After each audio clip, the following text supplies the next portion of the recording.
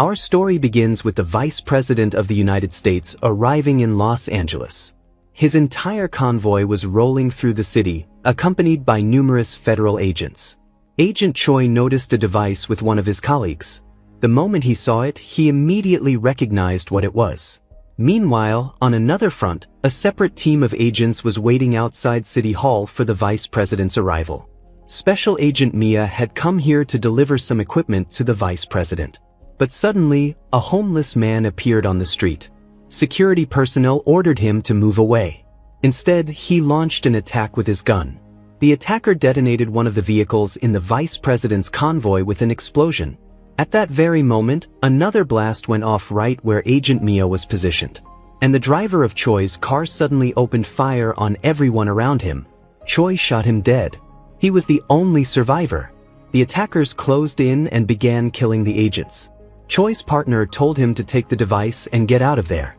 Mia also fled the scene with her partner and her device. Choi escaped through the chaos. He grabbed a phone from a woman passing by on the street and contacted General Marshall. He informed him about the attack. The general asked if his partner had the football. Choi replied, "I got it." The general immediately initiated Protocol Whiskey Mike Delta. This was their highest threat level protocol, reserved for situations involving weapons of mass destruction. A man named Anderson could see the smoke rising from the attacks through his window. The moment he caught the news report, he contacted the higher base. Anderson was actually the housekeeper of a safe house. He learned that this was a Whiskey Mike Delta situation, and 3 people were heading to his location. Following closely behind Choi, Mia and her injured partner Reeves arrived at the safe house. Anderson grabbed a gun from inside. Mia explained that her partner Reeves had been injured in a chemical explosion. Anderson used a sniffer to identify the chemical. It was non-lethal. Reeves had suffered burns from it. Mia pulled medicine from the fridge and gave it to him. But suddenly, the gate started beeping. Anderson was confused because he'd only been informed about 3 guests. However, this next man also had the proper authorization code. So Anderson opened the door. But someone else slipped inside along with him. This man, Sorello from Homeland Security, immediately drew his weapon on everyone. After what had happened outside, he didn't want to trust anyone. But then, from behind, Officer Halton aimed his gun at him and ordered, "Put your gun down." He questioned, "Since when is a revolver standard at Homeland Security?" Sorello lowered his weapon. The 2 men showed each other their IDs. Mia introduced herself. Halton knew Choi. He was aware that Choi was part of the Vice President's team. Halton spoke with Anderson. Halton mentioned that he'd spent time at this location before. Choi said, "I need to get to a secured phone line now." Anderson provided him with the secure line. But Choi would speak alone. He contacted General Marshall and asked about the Vice President, who was currently airborne.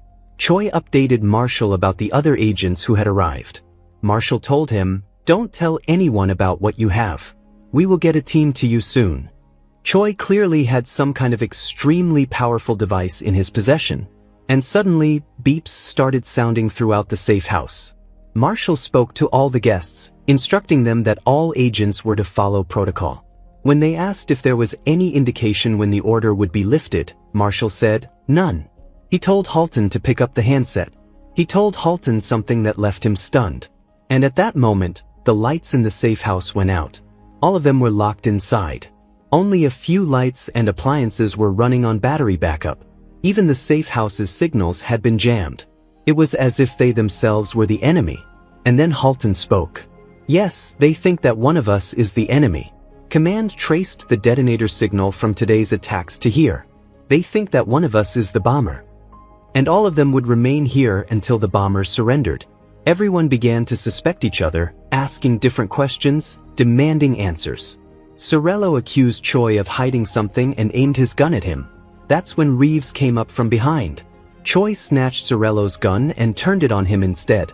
Outside, chaos had erupted across all of Los Angeles. Police and bomb squads were spread out everywhere throughout the city. Meanwhile, inside the safe house, Mia and Reeves were discussing how the attack on them was clearly a targeted strike. Reeves told Mia that they needed to tell everyone else about their device, about what they had. Because they needed allies if they were being targeted. So Mia revealed to everyone that she worked as a developer in the Department of Defense's Special Projects Division, and Reeves was her associate in the Secret Service. They had been working on a new assignment for the past 9 months, which they were supposed to hand over to the Vice President today. This was a device that could only be unlocked using Mia's eyes. Today, they were meant to lock it to the Vice President's eyes. The device was so secure that if Mia died, it would detect that her pupils were mid-dilated. But even when Sorello pressed her, Mia wouldn't tell him what the device actually did. However, they needed all the agents' help to keep it secure. Mia and Reeves had told the others just enough to get them off their backs. Halton asked Choi about his secret. Halton and Choi had worked together before. But still, Choi didn't want to tell him anything.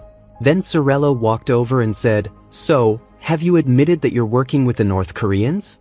Choi replied, "I'm Chinese American." Choi told Sorello that in this house, he was at the very bottom of the food chain. Anderson also said, "This isn't the time to be holding back intel." But Choi didn't want to tell anyone anything. And suddenly, they came under attack. Several men broke in through the windows. Gunfire erupted between everyone.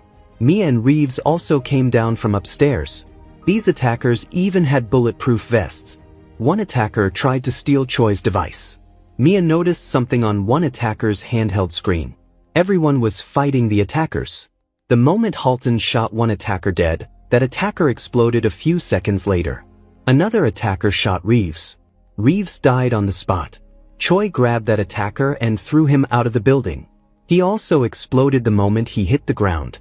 This meant these bombs were connected to their heartbeats.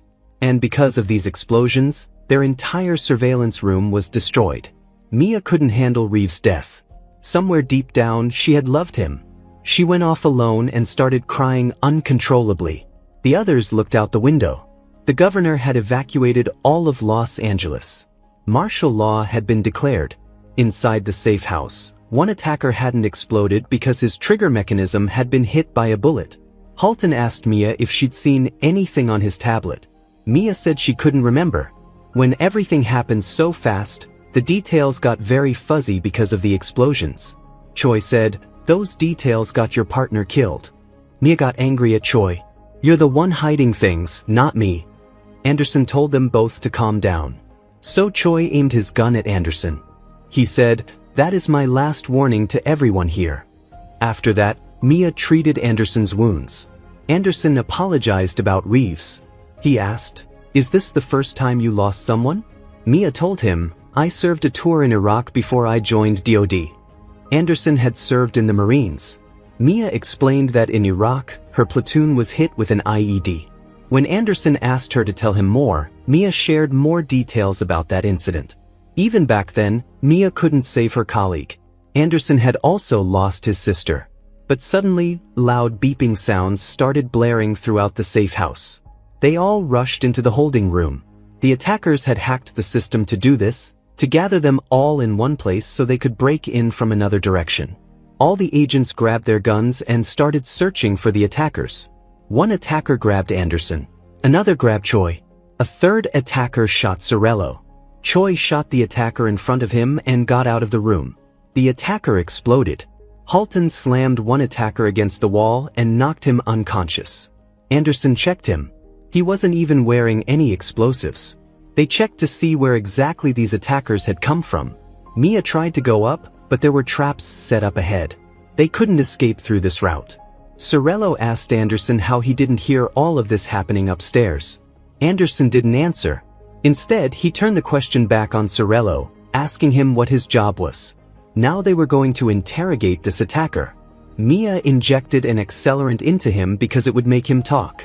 Then Mia's attention fell on the backup battery connected to the fridge. Mia said she could try removing this backup and connecting it to the supply room. Mia was in the middle of doing this when the attacker woke up. Halton tried to talk to him. Halton spoke to him in Russian. From the attacker's reaction, he understood that he was Russian. But the attacker wouldn't answer any of his questions. Sorello came over and started torturing him. Sorello was so brutal with the attacker that Anderson couldn't even watch. He asked, "Is this the protocol?" Sorello started torturing the attacker with an electric taser. Mia didn't like it either. She told Halton, "Let me in." Mia went inside and stopped Sorello. Halton called Sorello outside. Mia gave the attacker water and asked him, "Who are you?" When the attacker didn't answer, Mia hit him with the taser. The attacker said, "My mission is my name. My name is my mission." This attacker knew everyone's names: Mia, Reeves, Choi, Anderson, Halton. He said, "You are here for a reason. We separate you to contain you here. You are fish in a barrel." These attackers had so much knowledge about these agents that they even knew about Mia's fling with Reeves.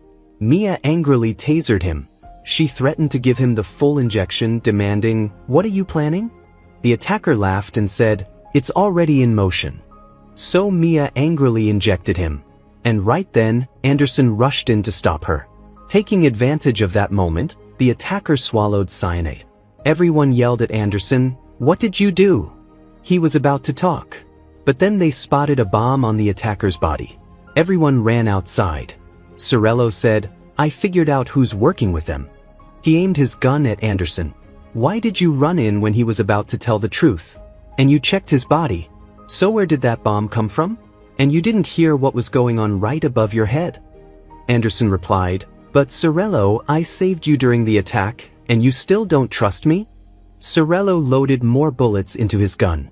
When he fired a blank shot, Anderson angrily said, "I gave the warning when they were outside the window.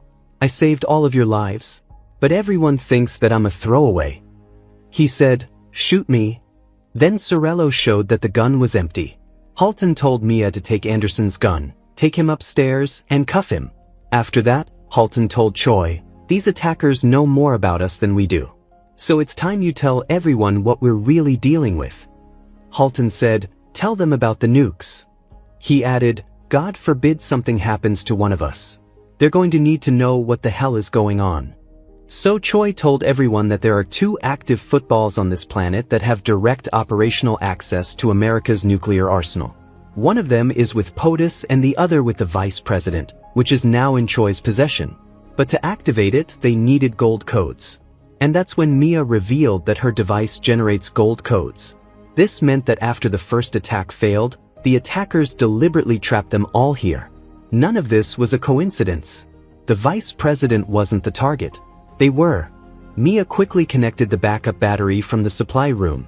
She started watching the security cam footage to see what happened before they arrived. Suddenly, beeping sounds started coming from the safe house door.